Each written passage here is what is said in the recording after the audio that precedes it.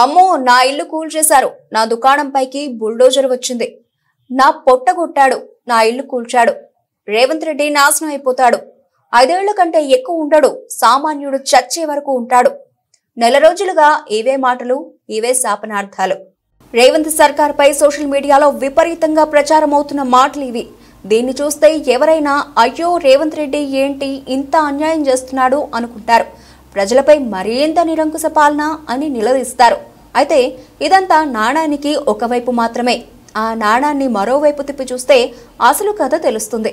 రేవంత్ రెడ్డి దేనికోసం ఎన్ని భరిస్తున్నాడు, ఎందుకు శాపనార్థాలు తింటున్నాడు? వరుసగా 2 టర్మ్లు ఉండాలనుకుంటున్న వ్యక్తికి ఇన్ని తిట్లు తినాల్సిన అవసరం ఏమొచ్చింది?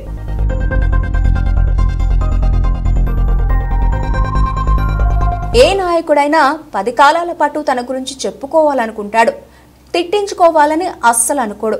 మరి రేవంత్ రెడ్డి ఎందుకు ఇలా అంటే ఇక్కడే ఓ కారణం ఉంది. తనకంటూ ఓ విజన్ ఉంది.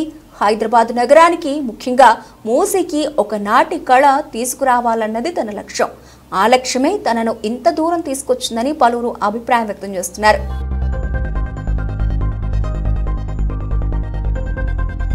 చినుకు పడితే భారీ ట్రాఫిక్ జాములు, ఇరుకు రోడ్లు, నాలాలు, చెరువులు ఆక్రమణలతో మునిగిపోయే కాలనీలు గత కొన్నేళ్లుగా కనిపిస్తున్న దృశ్యాలు. ఎప్పుడో 100 ఏళ్ల క్రితం మోక్షగుండ విశ్వేశ్వరయ్య ఈ నగరానికి ఇచ్చిన ప్లాన్ తప్ప మరొకట్లేదు. పెరుగుతున్న జనాభా, కబ్జాకోర్ల దురాశ, డబ్బే ప్రధానమైన రియల్ ఎస్టేట్ రంగం, ఏమీ పట్టని రాజకీయం ఇదిగో నగరాన్ని ఇలా మార్చేశాయి.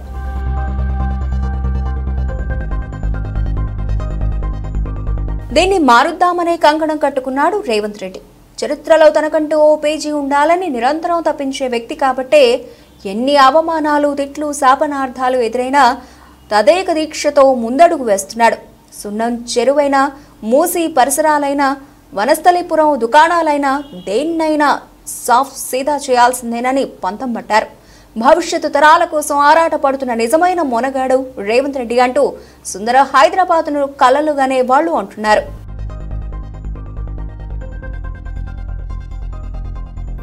ఫుట్పాత్లను ఆక్రమించి రోడ్డు విస్తరణకు సహకరించని ఎంతో మంది, కొంతమంది రాజకీయ నాయకుల ప్రోద్బలంతో ధర్నాలు, రాస్తారోకోలు చేస్తున్నారు. ఇరుకిరుకు రోడ్లతో ప్రయాణానికి ఇబ్బంది పడే వారికి తెలుస్తుంది ఆ బాధ ఏంటో. ఈనాడు రేవంత్ రెడ్డి చేసే ఈ మహాయజ్ఞం రేపటి తరానికి చక్కని ఫలితాలను ఇస్తుందని పలువురు అభిప్రాయపడుతున్నారు.